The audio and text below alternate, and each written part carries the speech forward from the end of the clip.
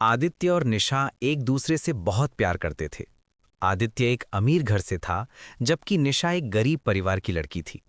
उनकी शादी में इसी बात को लेकर बहुत अड़चनें आ रही थीं। आदित्य की मां कमला देवी स्वभाव से बहुत चालाक थीं। वो अपने बेटे आदित्य की शादी किसी अमीर घर की लड़की से करना चाहती थीं। इसीलिए आदित्य ने अपने पापा रमेश की मदद से निशा के परिवार वालों के सामने एक मंदिर में शादी कर ली। आदित्य ने अपने पापा से पूछा, पापा आपको लगता है मम्मी इस शादी को मंजूरी दे देंगी? रमेश बोले, बेटा जब भगवान ने मंजूरी दे दी तो तुम्हारी मम्मी को भी देनी ही पड़ेगी।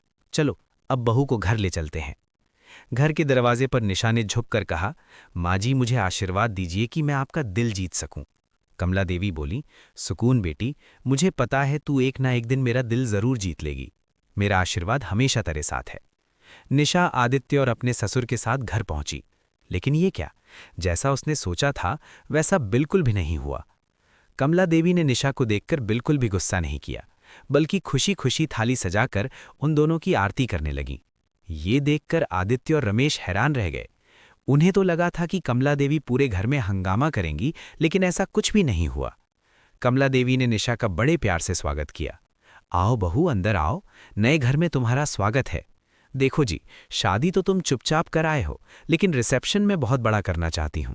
मेरे भी अरमान हैं कि आस पड़ोस और रिश्तेदार मेरी बहू को देखें। लेकिन ये सब सिर्फ दिखावा था। असल में कमला देवी के मन में कुछ और ही खिचड़ी पक रही थी।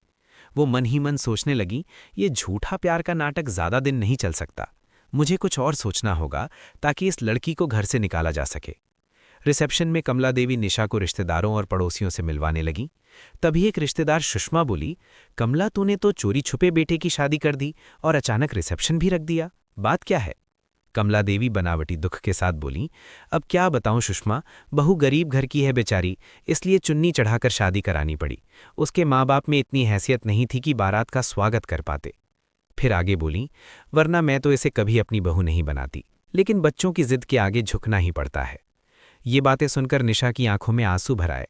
तभी उसके माँ पापा वहां आ गए। निशा जल्दी से अपने आंसू पोंछ लेती है।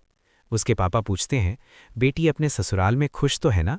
निशा झूठी मुस्कान के साथ बोली, हाँ पापा, माँ जी तो मुझे बहुत प्यार करती हैं, कोई काम नहीं करने देती। लेकिन सच ये था कि जब तक आदित्य और उसके पापा घर पर रहते, तब तक कमला देवी निशा से मीठी मीठी बातें करती। जैसे ही वे दोनों बाहर जाते, निशा से घर के सारे काम करवा लेती। धीरे धीरे कमला देवी को लगा कि निशा को इस तरह से घर से निकाल पाना आसान नहीं होगा। तभी उसने अपने मन में दूसरा रास्ता निकाला। उसने अपनी सहेली की बेटी पूजा को घर बुला लिया। कमला देवी चाहती थी कि पूजा इस घर की बहू बने और किसी भी तरह निशा यहां से चली जाए। पूजा भी चालाक थी। उसने आते ही कहा, आंटी चिंता मत कीजिए, अब मैं आ गई हूं ना, इस निशा को घर से निकाल कर ही दम लूंगी। कमला देवी ने पूजा को समझाया कि आदित्य का दिल कैसे जीता जाए।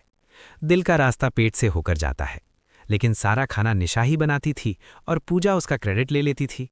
इसी दौरान एक दिन कमला देवी बाथरूम में फिसल गईं और उनकी कमर में चोट लग गई। डॉक्टर ने उन्हें बेड रेस्ट की सलाह दी। यही वो समय था जब सच्चाई सामने आई। पूजा ने साफ कह दिया, मुझसे ये सब गंदे काम नहीं होंगे, मैं तो जा रही हूं। वहीं दूसरी तरफ निशा ने दिन रात अपनी सास की सेवा की, अपने हाथों से खाना खिलाया, दवा दी, हर जरूरत का ध्यान रखा। निशा के इस व्यवहार से कमला देवी का दिल पिघल गया। उनकी आंखों में आंसू आ गए। उन्हें अपनी गलती का एहसास हो गया। कमला देवी ने पूजा से कहा, अब तुम्हें यहां आने की जरूरत नहीं है, मेरी बहू है मेरी सेवा के लिए। ये सुनकर निशा खुशी के आंसुओं के साथ अपनी सास के गले लग गई। कुछ दिनों बाद कमला देवी पूरी तरह ठीक हो गईं। अब उनका व्यवहार निशा के साथ बिल्कुल बदल चुका था। ये देखकर आदित्य और उसके पापा भी बहुत खुश थे।